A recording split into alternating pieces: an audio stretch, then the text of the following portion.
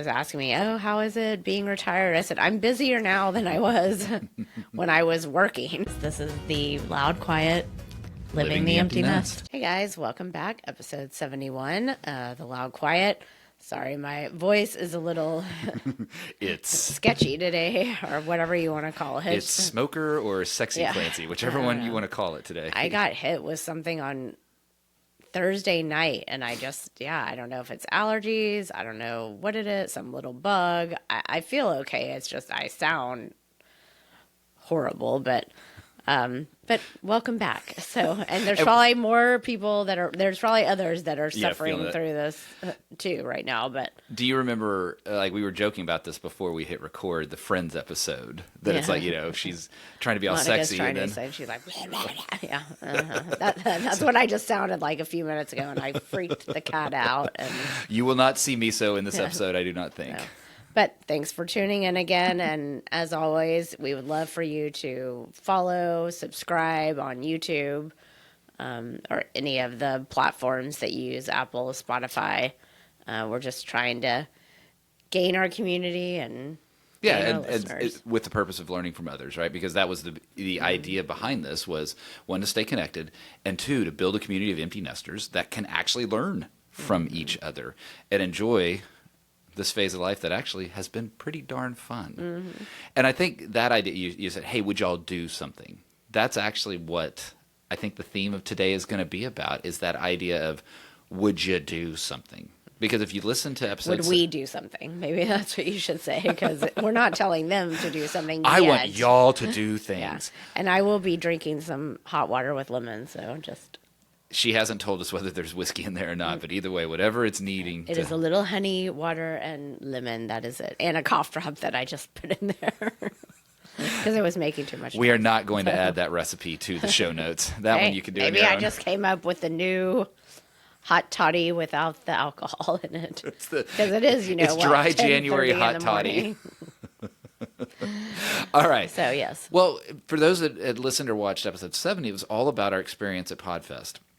And almost, we talked, I don't know if we said it on the show, but almost like when you go to a church retreat or like youth camp retreat where you are on this high, but the reality of growing your faith is, well, then what do you do with it when you get back home? And that's what was really facing us when we came back. We were so inspired. We were so excited, and we had a lot of fun. Now what? Yeah. And I will say, I think we did a pretty good job of not letting the enthusiasm drop and get to doing stuff. I came to the office on Tuesday. Mm-hmm. I came, then we worked together on Friday. I came to the office Monday, then you came home and we worked together Tuesday, and then we worked together on Friday. And, I had some appointments during the week, and someone was asking me, "Oh, how is it being retired?" I said, "I'm busier now than I was when I was working." So, but it's a good busy. This, I think, and we've said this before, I think you and I have figured out that we like being in this creative space, and I don't know what has awakened in us. You've been in it for a while. What comes to mind as you say that? Time. Yeah. Space. Forget the macro thing you're talking about, or actually no, the micro, just you and me kind of being creative. When is someone at their most creative? What's the joke? In the shower, right? Or something like that. It's when you unplug your mind, when you undo things, and suddenly you start thinking creatively. Well, I think as kids left the house, as you wound down the retirement of your prior career, suddenly there's space to be creative, that ideas that might pop into a head and then disappear through lack of action. Back to the theme of what we're going to talk about today. Pop into the head and disappear through lack of action, actually turn into action, which then creates results. Yeah. And I really did, I enjoyed writing papers when I was in high school, college. One of my friends and I did, or she did a newsletter, and we kind of contributed together for that a little bit. But My gosh, you were ahead of the newsletter trend. Yeah. Like now it's the It newsletter was. trend. You were way ahead of this. I've got to find those somewhere, and I bet Kristen has all of them. But I mean, it was weekly, and we would collect stories, and she would lay it out, and we would mail them or hand deliver them because it was on paper. What era? This was like high school, like late, like So June, 80s, senior 90s. year, probably senior year. I Yeah, bet. so early 90s. Yeah. So, and I enjoyed doing that. I enjoyed writing in my class that I got to pick what I wanted to write about. I did. I enjoyed that stuff. And so I feel like I'm revisiting that at this stage of life. And I find that I am really enjoying the creative space that we're getting back into. Let's let's make a mark of that, and listeners, viewers, make a mark of that in your head. If that's something that you've experienced here too, because I wonder if that's actually not just you, me, and the empty nest. I wonder if there's something in the empty nest that there are a lot of folks who have rediscovered their creativity. We've seen all the studies that say that everyone is born creative, and then typically it's the education system that kind of squashes it out of people, and just sort of life takes that away from them. Well, I wonder if there's this rebirth that actually exists, not just between you and me, but rather empty nesters in general find that they have this creative rebirth in this phase of life. Maybe. I have no idea. Maybe. I think a lot of empty nesters are still doing their full-time, heavy-duty job absolutely. that takes up a lot of their time. We just have been given the gift of time that and we choosing can, things that have some flexibility. Right. And we have now, like we said, we are all in on this path. So, well, so going back, I love that we talked about that. Hey, maybe that can be the freebie when we actually set up an email sign up and you get copies of Clancy's newsletters from the 80s and 90s. No. Well, some of those people probably need to be protected that we gossiped about, and there would be some. Hey, look, if they're releasing the JFK files, can't we release your old newsletters? So we'll get everything out in the open. The idea, though, coming out of last week was getting into action. I think that's one of the things that is the hardest to do. It can be really easy and fun to sit and think of ideas, whether it's planning a trip or planning a business. It's the actual sitting down and doing. And I know for me, doing a lot of times is just, you hear me say this, just barf on a page. Brainstorm everything that we learned, every idea that we had without thought to it. And then we organize that into, and this is what we're going to focus on. That's how I think. How did you pivot into action? Well, I think, when we got back, the first thing I did on Sunday was finally get my laptop set up that it's been sitting in the box for, weeks. Oh, I thought you were going to say decades. No, weeks. So, I did that. So I felt like, okay, now I can get going on some of the stuff that we're, getting going on. And when you asked, there was a particular person that we wanted to set up a meeting with, and you were like, well, do we want to do? I was like, no, let's get on this and do this now. And, we went through everything that we had. If you saw one of the posts this week, I don't know if it went on, I don't think it went on to TLQ. No, probably not. Yeah. But anyways, Miso was helping us with all of our business cards and things that we had collected from Podfest. So I think just, again, setting aside that time to really start doing these things. And you and I are pretty good at riffing off of each other and being like, no, let's don't do that, but let's do that. And we divided, we went through on Friday and divided up tasks that I'm doing some things, you're doing some things. So I think, and getting to that point, I think what was key is going through, and this is kind of what we want to talk about, is helping not just us, but helping others figure out how to go from idea to action. It really was starting with that brainstorming of get it all on the page without judgment. These are the ideas that have flowed coming out of that conference. Then we went through that exercise of what do we want to do now? And then what do we want to do near? And then what is, oh, that's neat, but we'll do it sometime in the future. That segmentation, because that allowed for you to be able to step in and say exactly what you said, and that is, that's a now thing. We're booking it. And when you said, going through and putting things on a page without judgment, that's hard for me to do. It is. I know. Because we get it. We talk about that. So I'm like, no, it goes on the sheet. I know. But that's hard for me because I'm like, no, we're not going to do that. So why even put it down there? And you're always like, well, but we might. And so let's put it on there. So that one is one that is hard for me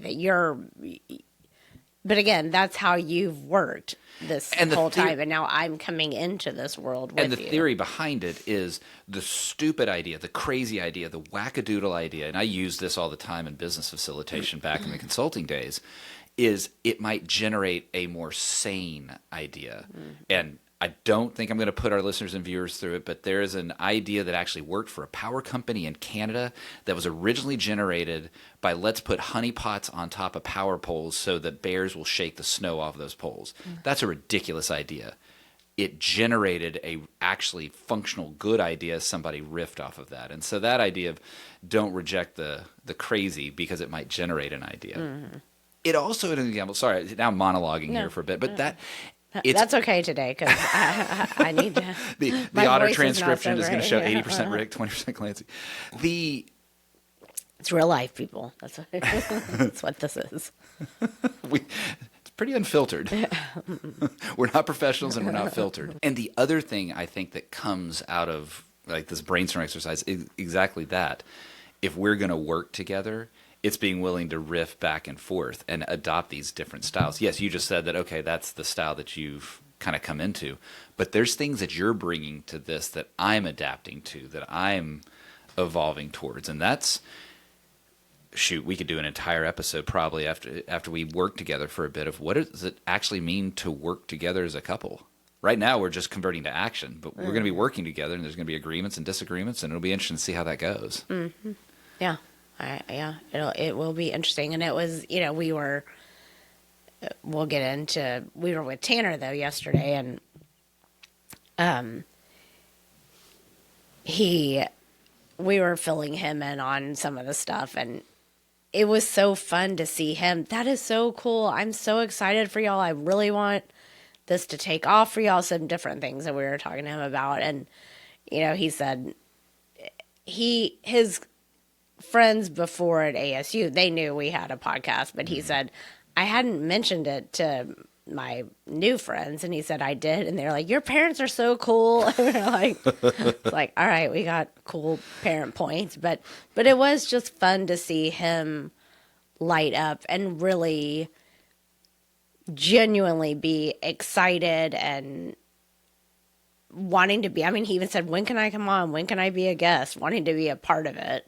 And that's that whole vein there of what does the empty nest look like through the eyes of the kid that is no longer in the empty nest, and watching parents, if you're the kid doing that, watching your parents, are they just going to kind of sit around? Are they going to do things? And I'm not saying either one's better or worse than the other. Sitting around is quite nice as well. Mm-hmm. We do our fair share of sitting around. You know what here's what this move to action has really, I'm not going to use the M word, what has resulted from this drive to action. What's the M word? Manifest. Oh, okay. It's not a bad word. It's an overused word. Okay. Come on, we watched an entire series that had that word on a different definition. When you start doing things, results start to happen. Mm-hmm. And you don't necessarily know what, but there's a reason why when we started putting actual pen to paper and making decisions to meet with people, to call people, to contact people, that suddenly inbound leads started showing up for the other side of the podcasting, CX Passport Live, right? And so it's that move to action. When you're in that idea stage, you get all excited about the results. Well, that's over here. That action flow that you have to get to those results is so important, and you got to just start it. Yeah. It was really, this week was really just amazing at how many things happened, and nothing has solidified, but just the interest that we got from your podcast, our podcast together. It was just really, it was a really amazing week. And I don't know if that is because we are now in January and so everyone is back, and so things are starting to, happen, or if it's just, we have put it out there that this is what we're going to do. And I don't think it's actually a binary either or. I think it's flavors of all. It is that, and not to make this just about our podcast, to make it about just, if you want results, pushing to action. That's what we've seen here. It is that move from the excitement to the boring stuff. Yeah. And I mean, it's boring to, and I know there's tools for this, so nobody judge me for what I'm about to say, but it's the way I work. It's boring to retype data from a business card into a spreadsheet so that you can track it later. That's boring. And it actually took me a little bit to sit down and do it. The value, though, in having done that allowed us to have a conversation where, like, you call this person, I'll call this person. We're going to reach out to this person. I'm not calling anyone, but I'm emailing them. Sorry. Contact this person. Yeah. And it would be interesting if there's any couples out there. We are now really stepping into this, working together alongside with each other. We have some big ideas that we hope will come to fruition. But, if there's any couples out there listening that, or watching, that you work together, we'd love to hear your feedback of how you've made it work. And it could be that you started working together before you even got in the empty nest, or, we have just decided to do this. I'd love to hear that. As we stepped into the empty nest. But yes, we'd love to hear from other couples. What have you created together as a couple? And it can be a business like we're talking about. It can be a creative product together. It could be the trip of a lifetime together. How did y'all, because it's that, man, you can tell that I've got something on my brain, that conversion to action. Mm-hmm. And it's not easy. It took me a little bit to get from the yay to actually typing on a sheet of paper. Mm-hmm. Yeah. But I think we didn't let it linger. No. We got into it and really Let's see where it goes. Yeah. And there's another thing, and that's the second part we wanted to talk about today, is there's another thing that is you're triggering that thought in me, and it is, don't let it linger. And we had a really fun day yesterday, which may sound weird to folks when we say this, but we've started looking at real estate specifically to move Tanner into, as opposed to paying rent in an apartment while he continues and wraps up law school. And we haven't looked at real estate other than apartments, but as far as, actually looking to buy and that sort of stuff, we haven't done the whole realtor thing and all of that. And we dabbled about it a bit, and finally it was one of those of, all right, we're home. We've got a Saturday. Mm-hmm. Are we going to do this? Yes. Yeah. Pick up the phone and again, call. It shows you. I'll just go ahead and tell folks, you're going to see a lot more jump cuts. We're not filtering ourselves like we talked about unfiltered, but we're not subjecting you to sneezes or coughs. So thank us later. But yeah, it did again show you the genius of photography, because the first house that was the one that kicked all of this off, we wanted to really see it. We were just trolling around. I shouldn't use that word because it means something different, but just messing around in the realtor app, saw a property, thought, that looks pretty good. Good location, right sizes, right bedrooms, right bathrooms. Man, that price is pretty good. Wonder why has it been on the market so long? We better go take a look. Now, with that set up, when we walked in, we could tell why it had been on the market so long. I mean, the layout was funky. And again, like, the pictures were so pristine. I was like, okay, that wall was white. Now there's stuff all over it. There's a pile of leaves on the inside of the door. So, and Tanner was like, I live here. We're like, yeah, all right, okay, but no. So yeah, it was fun, and we had a good day, with him and just doing that kind of stuff. But none of it would have happened without moving to doing something. And I'm going to ask this question. You have always been the type of person that when we say we're going to do it, you move. Like that's something you talk about, that whether it's like we joke about painting a house. You make the decision to paint a house, and boom, I go away for a weekend and it's painted or something like that. Or pick some choice that is a choice that you want to make, and when you've made it, it goes. Is this pace surprising you with what we experienced yesterday? Yeah, because, and like you said, I am the one. If you're like, hey, let's go look at cars. Okay, I want the car that day. I'm driving off the lot with it. Send them and tell them what the purchase is. Yeah, I've kind of been the one more lagging this time. Why? And I don't know. I think because I don't want to. We have time. He has a place to live right now. If Right. this doesn't work out, because we were trying to do this before he started school, but we just did not have the time or bandwidth to put into it. Now we do. And it used to be that we were talking about this yesterday. We went into an open house, a couple of open houses. If there were other couples or people there, you probably weren't getting that house a year or 2 years Unless you wrote ago. an offer right there. And Right. So it's not, the market's not like that right now. So I feel like we have time Yeah. because I want to make sure that it is the right situation for him, but also for us, because this is an investment property for us. Mm-hmm. So now, we had seen the ones we had seen yesterday, and Tanner was with us for a couple of them, but then he had something to do, so we met back up with him. And when we showed him the one that, we probably was at the top of our list, he really liked it.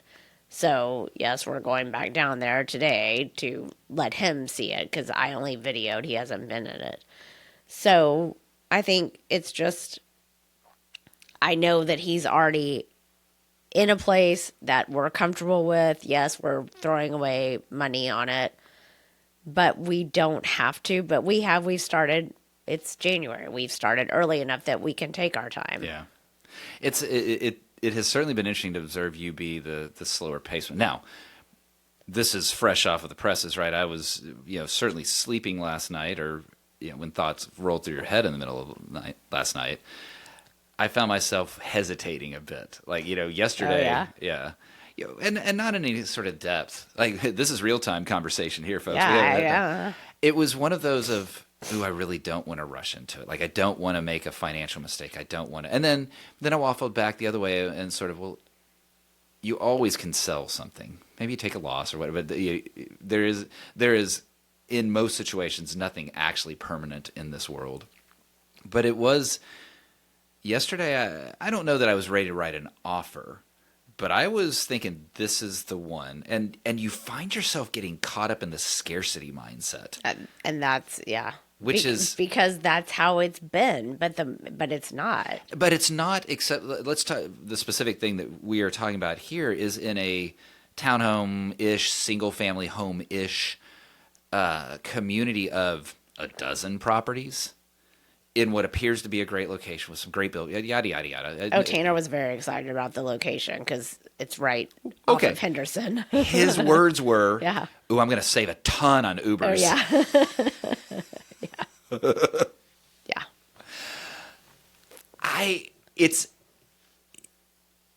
It is very, and back to the whole action thing. It is very hard to separate emotion from logic.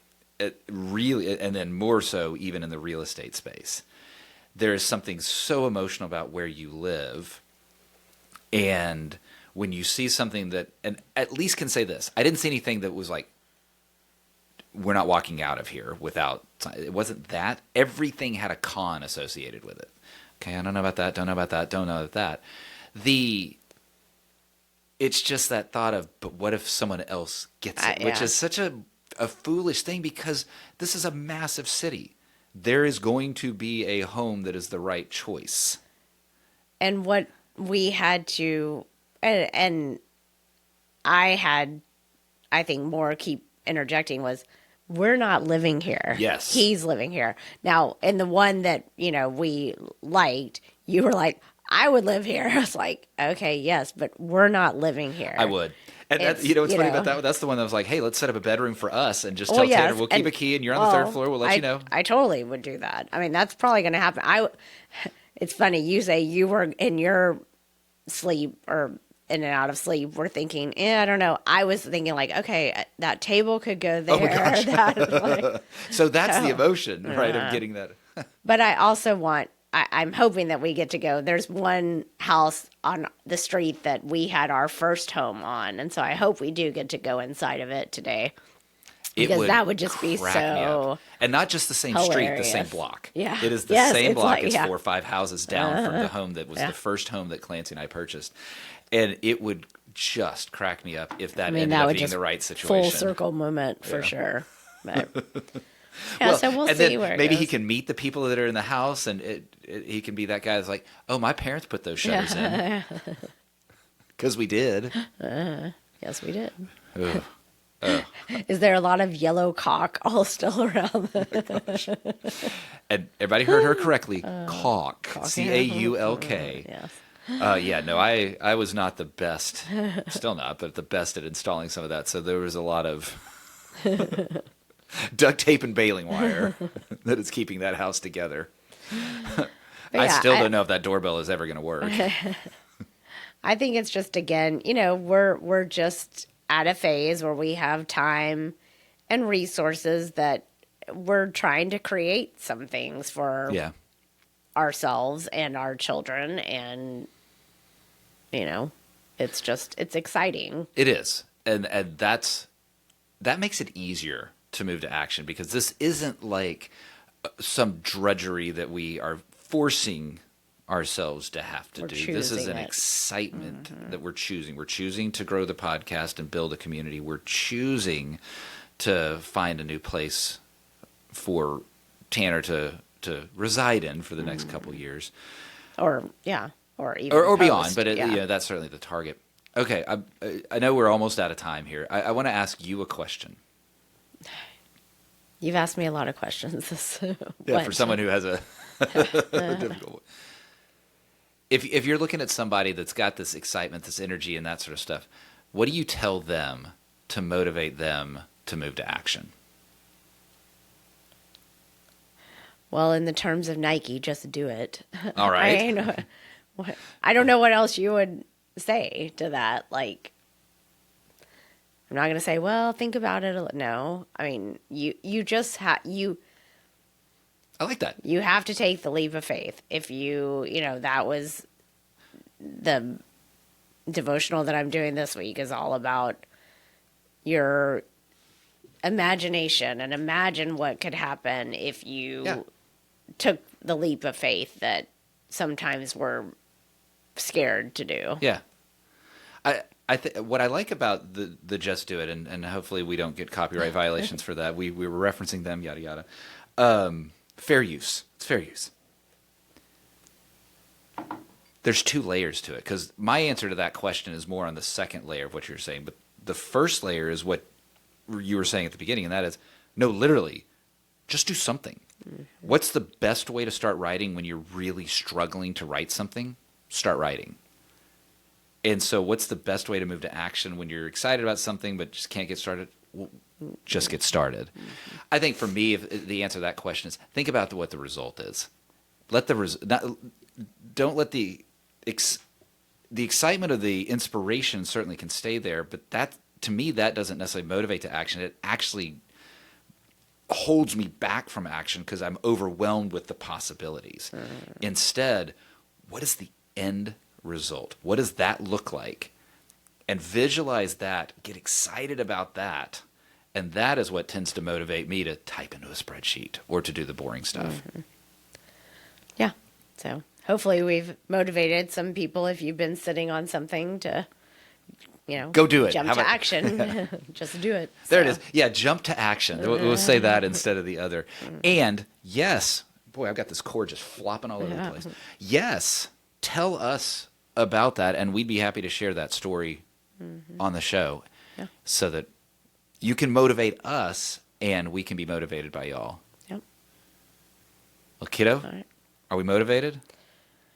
Do we need to do I a don't know cheer? how motivated I am today, but I'll get my mojo back. That's what a couple, though, is about. Like, listen to me. I've got way too much coffee flowing through me. I'm all energized. I'm excited about today. That sort of stuff. You've got a little bug. Well, then I'll kind of lead the energy, and you can be the one like, dude, dial it down, and then we'll flip the roles sometimes as well.